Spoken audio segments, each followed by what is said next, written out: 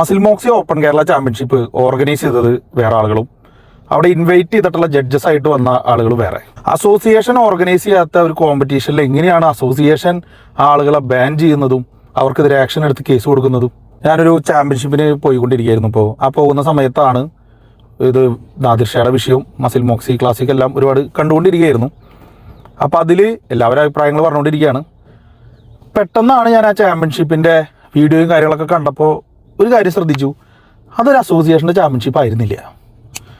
അപ്പോൾ കൂടുതൽ ഞാൻ അന്വേഷിച്ച് ആൾക്കാർ തപ്പിയെടുത്ത് നോക്കിയപ്പോഴാണ് അറിയാൻ കഴിഞ്ഞത് അന്ന് രാവിലെയോ ആയിട്ട് അവിടെ ജില്ലാ ചാമ്പ്യൻഷിപ്പ് നടക്കുകയും അത് മൊത്തം അസോസിയേഷൻ്റെ പരിപാടിയായിരുന്നു. അതിനുശേഷം ഓപ്പൺ കേരള ചാമ്പ്യൻഷിപ്പായിട്ടൊരു സ്പോൺസേർഡ് ഒരു മത്സരമാണ് അവിടെ നടന്നത്.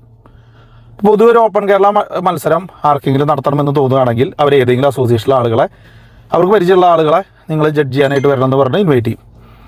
അപ്പം അങ്ങനെ വിളിച്ചതാണ് ഈ ഒഫീഷ്യൽസിനെ. ഒരുമിച്ച് അവർ നടത്തി, അവർ കണക്റ്റഡ് ആണ്.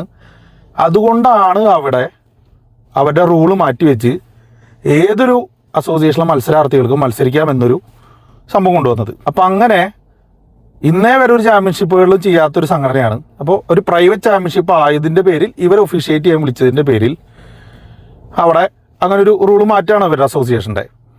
അപ്പോൾ അങ്ങനെ ഒരു റൂളില്ലാത്തൊരു മത്സരം ആ ചാമ്പ്യൻഷിപ്പിൽ നിങ്ങൾ ഉടനീളം നോക്കിയാൽ സ്റ്റേജിലോ അതേ സ്റ്റേജിൽ തന്നെയാണെന്ന് തോന്നുന്നു ജില്ലാ ചാമ്പ്യൻഷിപ്പ് നടന്നത്. ഫുൾ അസോസിയേഷൻ്റെ കാര്യങ്ങളായിരുന്നു. പക്ഷേ ഈ ഓപ്പൺ കേരള ചാമ്പ്യൻഷിപ്പിലേക്ക് വരുമ്പോൾ സംഘടനയുടെ ഒരു ലോഗോയോ പേരോ മുതൽ ഒരു സംഭവം അവിടെ ഇല്ല. അപ്പോൾ അതിനർത്ഥം എന്താ? അത് സംഘടനയുടെ മത്സരമില്ല, ഓർഗനൈസ് ചെയ്തത് സംഘടനയില്ല. അന്വേഷിച്ചപ്പോഴും കഴിഞ്ഞ അതാണ്, ഓർഗനൈസേഴ്സ് വേറെയാണ്. അപ്പോൾ വേറൊരു ആളുകൾ ഓർഗനൈസ് ചെയ്ത മത്സരത്തിൽ അതിലുണ്ടായ വിഷയങ്ങളും അതിൽ ജഡ്ജിങ്ങിനുള്ള പ്രശ്നങ്ങളോ അതിൽ ജഡ്ജിങ് ശരിയാണോ തെറ്റാണോ, ഇവർ സ്റ്റേജിൽ കയറി വിഷയം ഉണ്ടാക്കിയത് ആദർശ ശരിയാണോ തെറ്റാ അത് എന്നുള്ളതൊക്കെ പോട്ടെ, അവർ ശരി തെറ്റുകളൊക്കെ വിടാം. പക്ഷേ വളരെയധികം എനിക്കുള്ളിൽ കൊണ്ടൊരു കാര്യം എന്ന് പറയുന്നത്, ഒരു അത്ലറ്റിനോട് ഇങ്ങനെയൊക്കെ പെരുമാറാൻ പാടുണ്ടോ? ഇപ്പോൾ പല മത്സരങ്ങളിലും ഇമോഷണലി പല അത്ലറ്റുകളും എന്നെ ആയാൽ പോലും തെറി വിളിച്ച് പോയിട്ടുണ്ട്, ചീത്ത വിളിച്ചിട്ടുണ്ട്, സംഘടനയുടെ പലതും പറഞ്ഞു പോയിട്ടുണ്ടായിരിക്കാം. പക്ഷേ ഒരിക്കൽ പോലും അത് അവരോടുള്ള റിവെഞ്ചോ അവരോടുള്ള ദേഷ്യ പ്രതികാരം തീർക്കാനായിട്ട് നമ്മൾ ചെയ്യോ, വല്ലാണ്ട് മോശമായിട്ട് പെരുമാറിയാൽ നമ്മുടെ അടുത്ത് ഒരു ക്ഷമാപണം നടത്തി തിരിച്ചു വന്ന് പഴയ പോലെ ആവാന്നുള്ളതിന് അപ്പുറം ഇത്തരത്തിലൊരു പ്രവണത ഇപ്പോൾ 1-2 വീഡിയോകൾ കണ്ടതാണ് ഗൂഗിൾ മീറ്റിൻ്റെ ഒക്കെ. അതിലെല്ലാം ഒരു അത്ലറ്റിനെ നശിപ്പിക്കണം എന്നുള്ള രീതിയിലാണ് അവരുടെ ചർച്ചകളെല്ലാം കണ്ടത്. വളരെയധികം മോശമാണ്. ഇതൊരു പാഠമായിരിക്കണം. ഇവനെ പോലുള്ളവരെ വളർത്തി കൊണ്ടുവരരുത്, ഇവരൊന്നും ഇനി വളരാൻ പാടില്ല.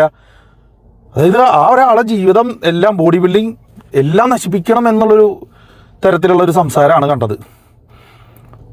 ഒരു സംഘടന എന്ന് പറയുമ്പോൾ അവിടെ അത്ലറ്റ്സ് ഇല്ലെങ്കിൽ സംഘടന ഇല്ല, തിരിച്ചും പറയാം, സംഘടനകളില്ലെങ്കിൽ അത്ലറ്റ്സ് ഇല്ലെങ്കിലും അത്ലറ്റ്സിന് വേണ്ടി ഒരു സോഷ്യൽ വർക്ക് ചെയ്യുന്ന ഒരാളുകളായിട്ടാണ് സംഘടനക്കാർ മാറേണ്ടത്. കാരണം ഇതിൽ നിന്ന് നമുക്ക് പ്രോഫിറ്റ് ഒന്നും പ്രതീക്ഷിക്കാതെ നമ്മൾ അത്ലറ്റ്സ് ആയിരുന്നു, നമ്മുടെ പാഷൻ്റെ പേരിൽ നമ്മൾ നല്ല നല്ല മാറ്റങ്ങളൊന്നും അടിപൊളിയായിട്ട് ചെയ്യാൻ നിൽക്കുകയാണ്.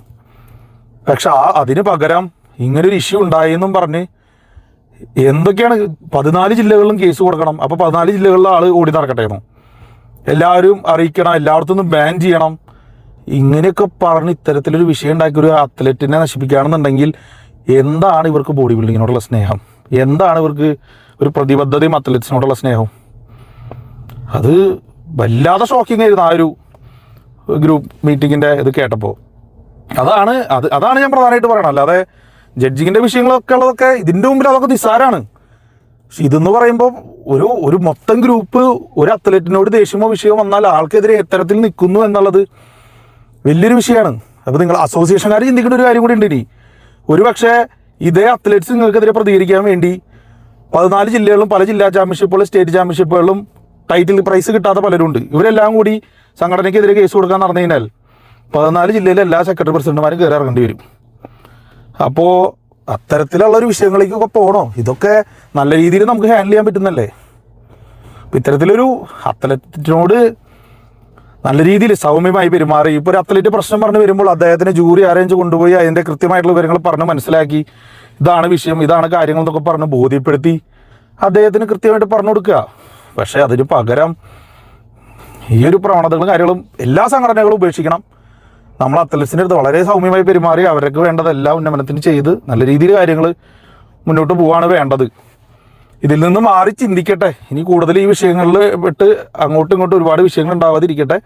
സംഘടനകളെല്ലാം അത്തരത്തിൽ നല്ല രീതിയിൽ തന്നെ അത്ലറ്റ്സിന് വേണ്ടി പ്രവർത്തിക്കട്ടെ. അങ്ങനെ മുന്നോട്ട് പോകണമെന്ന് നമ്മളെല്ലാവരും